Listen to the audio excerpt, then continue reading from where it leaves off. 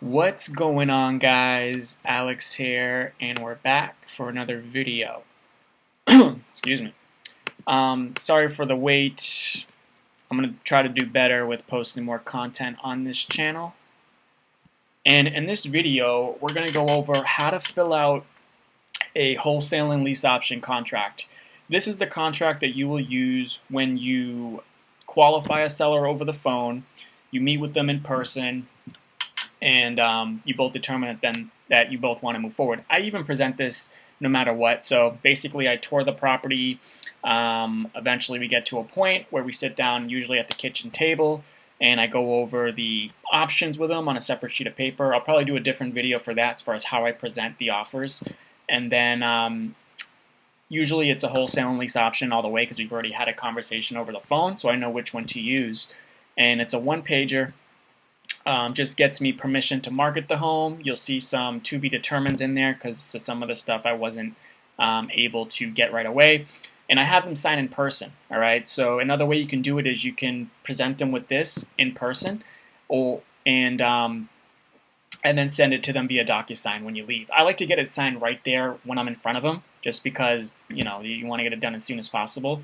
But you can also just, if you want to play it more safe, you can just tour the home, get to know each other a little bit, go over the options, let them think about it, and then send it to them if they want to do it. All right, but this is a much better way of doing it. You want them to sign it right in front of you, ideally, when you're in front of them in person. Okay, so this is an example of one. I've just taken out the name and the address, of course.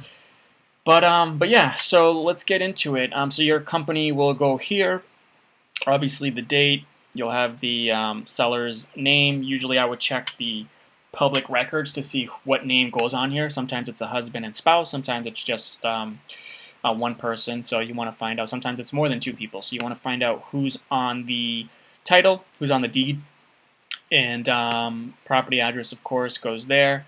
So again, this is a simple one-page agreement for specifically a wholesale and lease option deal. So you see some of the verbiage here, like non-exclusive, assignable. A lot of this wouldn't be the case if I had no intentions of finding a tenant buyer and then assigning them back over to the seller. All right, you'll see here and or assigns for that reason as well. So this just gets it under contract for me. All right, it gives me permission to market the home. I now have equitable interest in the home, and therefore, again, this just allows you to take it to market, find a buyer for it, see what you can do. So the first part of it is the monthly payment, $2,500. I'm not going to go over word for word what all this says, but you can see here it's a minimum. If we get more from a buyer, because I'm always going to try to get a little bit more most times. In the case of a wholesale lease option, you might want to just keep it exact so you can hopefully find someone quicker. But that's a minimum, because if you want to take it to market at a higher price, you might find a buyer that's willing to pay $2,800 for it, and now it might be a sandwich deal, right? Because you can collect the spread in the middle. So you just want to keep your options open. That's why you use minimum there.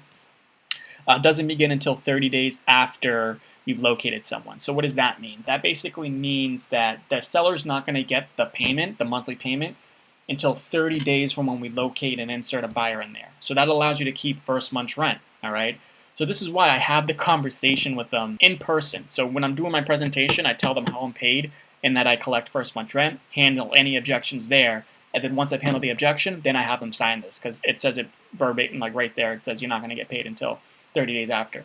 So I just want to make that point, all right? Targeted lease term, again, this is a targeted lease term because we still have to go out and find the buyer, right? Again, the purpose of this, guys, is just to take it to market. The easiest way to get this signed without looking like it's kind of intimidating is simply say, let's see what we can do. Let's see what the market can bring, right? I don't know what numbers I can give you exactly, what kind of down payment, what kind of monthly, what kind of term, until I go out and find the buyer and present someone to you. So until I have the bird in the hand versus the one in the bush, right? You've heard that saying maybe. Then we're not going to know exact details. So let's just take it to market and see what the market brings. In the meantime, I'm not going to tie you up in any way, again, because it's non-exclusive, so you really have nothing to lose. All right, that's basically the way I would get this thing signed. Well, that's your positioning, I should say. All right, so lease term, I put 24 months because a buyer is ideally going to be able to qualify within 18 to 24 months, given the pre-screening that we do. All right, so that's what that's for. The maintenance, just saying that the buyer tenant's responsible for all the maintenance, repairs after the first 30 days. It's kind of like a 30-day warranty, and then after that, then they're responsible for all maintenance and repairs to do with the property, similar to a triple net lease. Pretty much how I explain it. Sublease. So this is basically going over our intentions. My intention is to sublease it with their consent, locate a third party to install into the home. Is going to qualify for the home, and that's basically what I'm outlining. We've already had this conversation beforehand, of course, so it shouldn't be a surprise.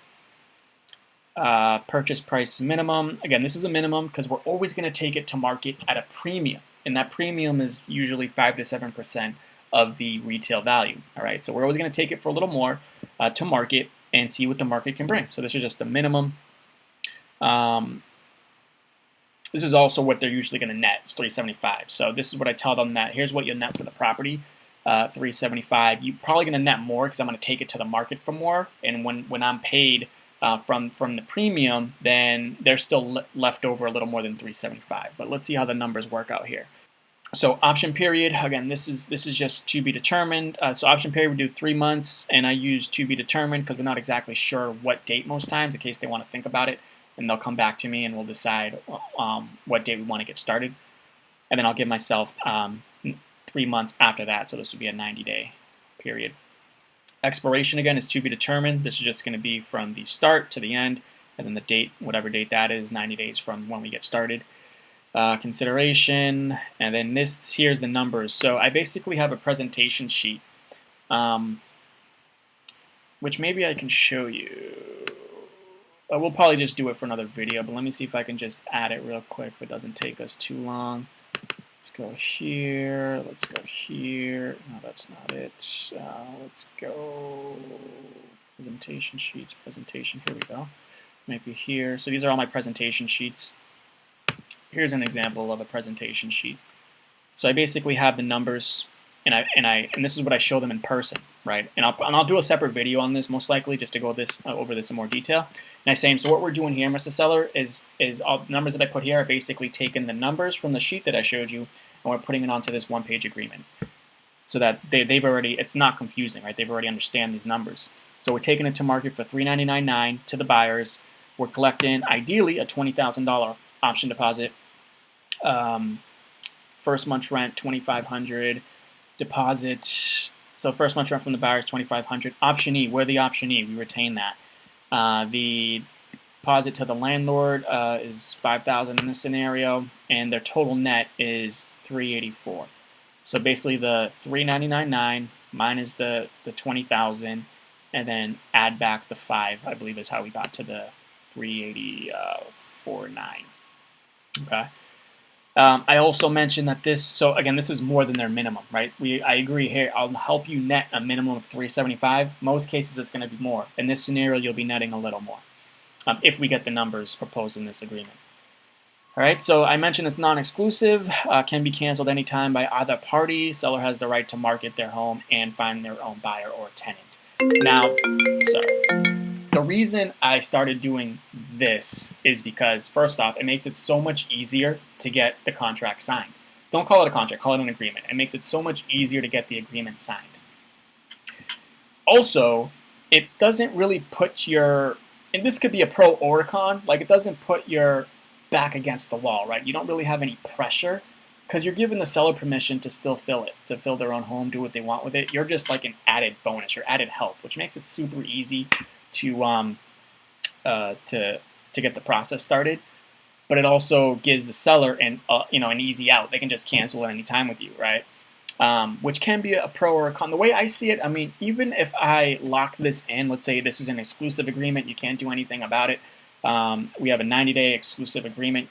You can't list it. You can't sell it on your own. If they were to go ahead and sell it on their own, me personally, I wouldn't go after them in court. Right? I'm just not gonna do that. Some people might. I just wouldn't do that. If I wasn't able to provide the value that I said I could by making this exclusive, and they were able to provide value with someone else, then I'll shake their hand and say, well done. Right? That's just who I am. I want to do good business at the end of the day. So I just figured make it non-exclusive because I wouldn't go after them anyways. So that's my philosophy. There's different ways you can look at it. Non-exclusive.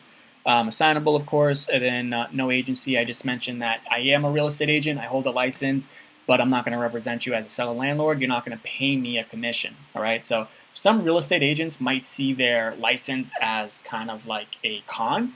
I mean, I see it as it's neutral, right? It's neutral. In fact, it makes them feel better because I'm a professional. I have experience, and they don't like paying commissions. Sellers don't want to pay a commission.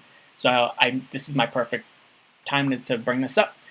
So just so you know, I do hold a real estate license. However, I'm not going to represent you. You're not going to owe me any commissions. I'm in this to make a profit for myself, right? And that's never has ever been an issue. All right, so that is it for this one-page agreement. Again, this is specifically for wholesale and lease options. I've closed a deal with this exact agreement. I brought it to my attorney. They created an entire package, by the way, once we got the buyer to closing, right? So this is just to get started, all right? This gets your foot in the door to go to the next step, which is finding a buyer for the property. After that, you use this agreement, bring it to your attorney, and then your attorney's going to draft a bunch of paperwork, which hopefully you'll already have for them, okay? And it's different for every state. You have to make sure your attorney's okay with this agreement. But I say if you're just getting started, just get started. You don't have to talk to an attorney right away. It's good to, but you don't have to, right? Don't let that stop you. That's it. That's all I have for you. So this is the how to fill out the one-page agreement. Disclaimer: I'm not a lawyer. All that stuff. So just know that. But yeah, this has worked for me, and I'll probably go over this presentation sheet in another video. All right. So that's it. Thanks for watching.